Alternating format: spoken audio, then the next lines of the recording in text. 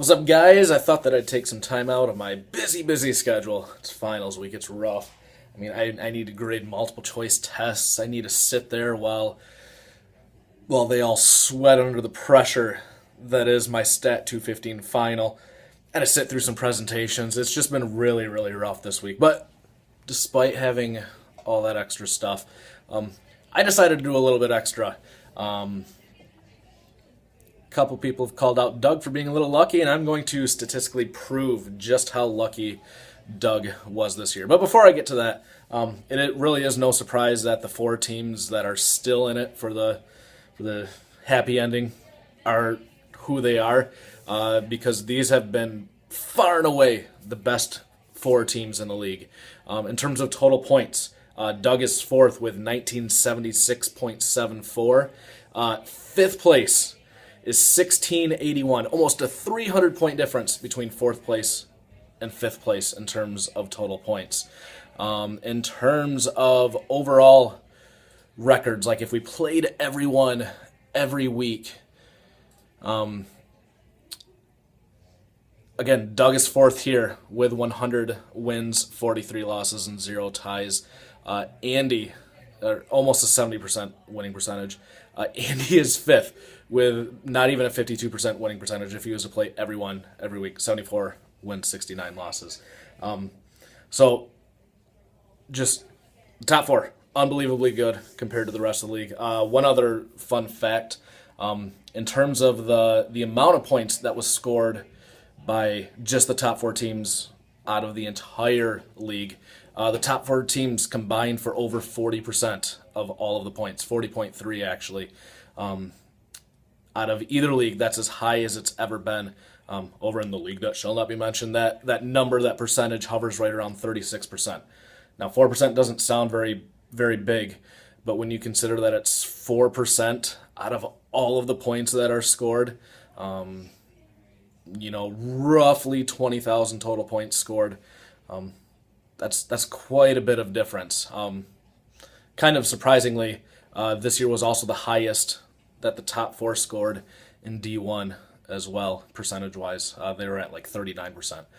So, first and foremost, the four teams that are left are the best four teams. But I would argue that even though Doug won the regular season based on his head-to-head matchup with Scott, there's basically by anything other than actual record, Doug is the worst team out of the four.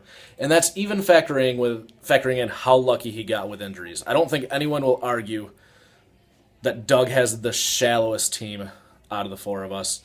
And he got really lucky on his lack of injuries this year. So I went through each team while giving my last exam, and I made a list of all the significant guys that missed time for each of the four teams. I didn't do it for all 12 teams. I just did it for the top four. And in terms of games missed due to injury, in terms of point potential due to injury, Doug was hurt the least by far. In fact, in terms of guys that missed time for him, Arian Foster only missed 3 games. I say only because every year he misses more than 3 games. He's actually been relatively healthy this year. Wes Welker only missed 2 games. He is a huge injury risk every year. And then I did throw in Roy Helu Jr. He missed this past week's game, and it looks like he's missing this week as well. So that's only 6 games of players that Doug missed out on this year. And both Welker and Helo are averaging less than 10 points. So the next number that I calculated was, Arian Foster averages 23.14 points per game. He missed 3 games, so he missed out on 69.42 points of potential out of Arian Foster. Almost 16.5 out of Welker, less than 10 out of Helu. So based just on injuries, he missed out on 95.48 points this year, which is not a lot. That is not a lot at all. And you have to throw in Gronkowski as well. He has not missed a single game this year. I don't think it's been a few years for sure since he's gone an entire season without missing anyone due to injury. So Doug not many injuries. Scott has actually stayed relatively healthy as well. He did miss Jordan Reed for 5 weeks. Jordan Reed was behind Kelsey on his depth chart, I'm pretty sure. Not even averaging 10 points, so it didn't really kill him. He lost Ronnie Hillman for 4 weeks, but he had Ronnie Hillman's backup in C.J. Anderson, so it didn't really hurt him. And he did lose out on Fred Jackson for a couple weeks. So just based purely on the numbers, in terms of what those guys averaged while they were actually in, Scott missed out on 127.75 points. It's probably not even that bad because, again, these were not his frontline starters, or he had the backup, and CJ has filled in nicely for Hillman, to say the least. Then over on mine and Mike's side, this is where our team depth did come into play because we were missing a lot of our starters. And I'm actually going to save Mike for last because he probably was hurt a little bit more than I was. I am throwing Josh Gordon in here. I had to go without Gordon for 10 weeks. I missed Kelvin for 4 weeks. So already right there, 14 games missed by top 5 wide receivers in the league from last year. Gio has missed 3 games, and during that time he lost his starting job to Jeremy Hill. Ebron has missed 3 games. Now again, similar to Scott, he's not my starting tight end. He is behind Witten, but him being hurt is not helping my situation at all. Joik missed a game. Andre Ellington missed a game and is on the IR. Deshaun missed a game last week as well. So 10, 14, 17. I've missed 23 games due to injury, and I've missed a potential of 296.85 points. Now, again, that's not a 100% accurate number because I was able to put guys in instead of the injured players, but I missed out on a ton of potential, especially with Kelvin, especially with Gordon this year. And I guess Gordon is an injury, but I missed out on his potential this year. And then over on Mike's side, he's probably been screwed the hardest out of the 4 of us in terms of his injuries. Mike Evans did miss a game earlier. Jamal Charles missed 1 game earlier. But then Julius Thomas, 3 games. A.J. Green, 4 games. Martavis Bryant, 6 games. And Monty Ball, 9 games. So not only did not having Ball hurt Mike, but it helped his division mate because his division mate had Hillman and picked up C.J. Anderson as well.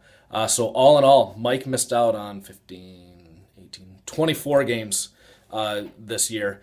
And the guys that he missed out on have been scoring a ton when they're in there. Because AJ is averaging 23 points per game when he's in. Mike Evans, 17.5. Jamal Charles, almost 19. Julius, over 15. Martavis, over 15. Monty Ball, he was pretty terrible when he was in there.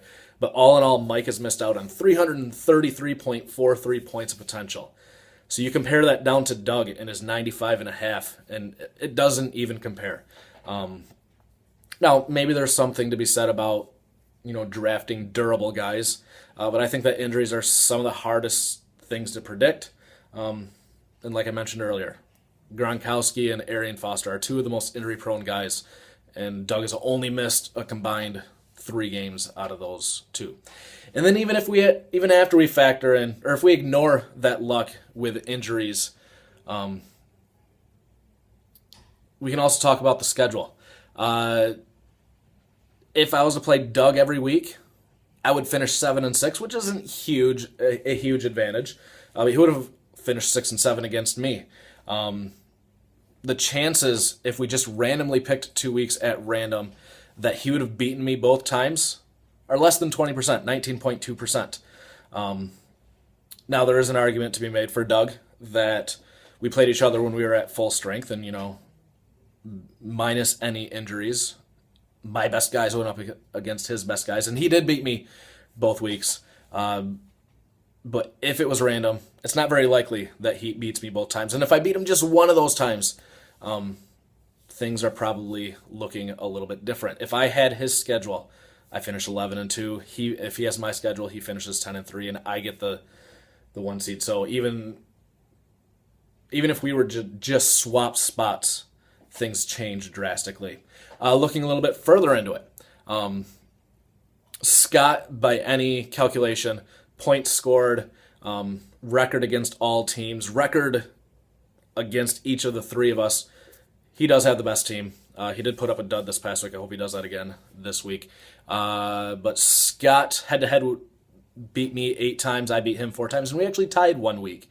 That is possible. Scott would have beat Doug 9 out of the 13 weeks. He beat Mike 7 out of the 13 weeks. So Scott did beat Mike both of their individual matchups. Again, not super likely, but that's almost a 27% chance that would happen if it was randomly selected. So Scott has a winning record against every single team in the league. I did beat Mike 7 out of the 13 weeks, so I would have finished 7-6 against him. I already mentioned that I would have finished 7-6 against Doug. So from that standpoint, I think I actually have the second best team. And then Mike actually would have beat Doug 9 out of the 13 weeks. So Doug head-to-head loses against myself, Mike, and Scott. He has the fewest points out of the 4 of us.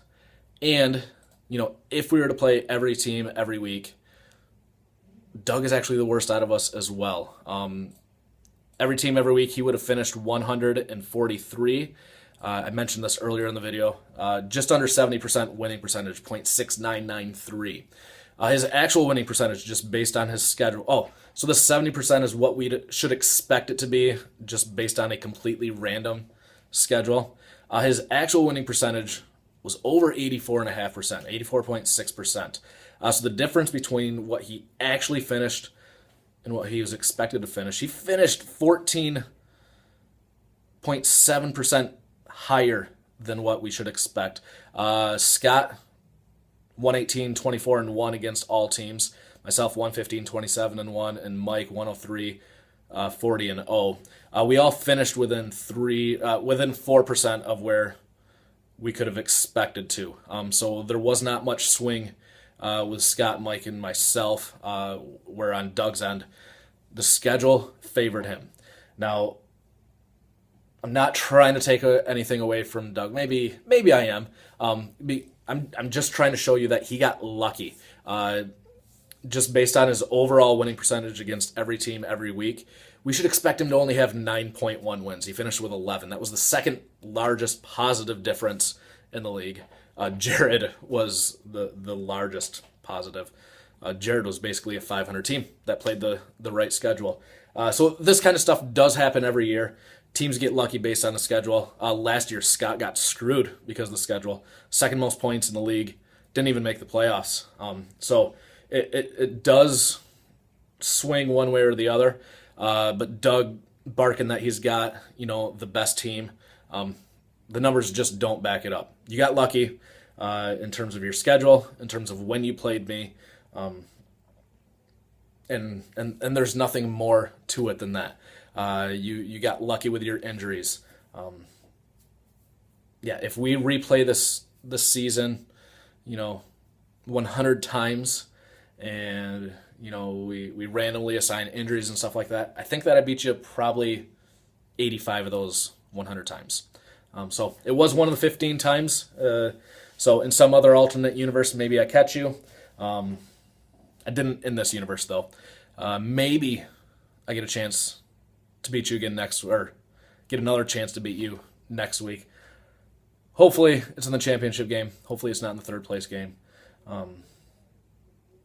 So congratulations on your regular season victory, on your division victory over me, your 2 victories over me in the regular season. I think it's semi-fluky, but again, hopefully I get to see you next week. Peace.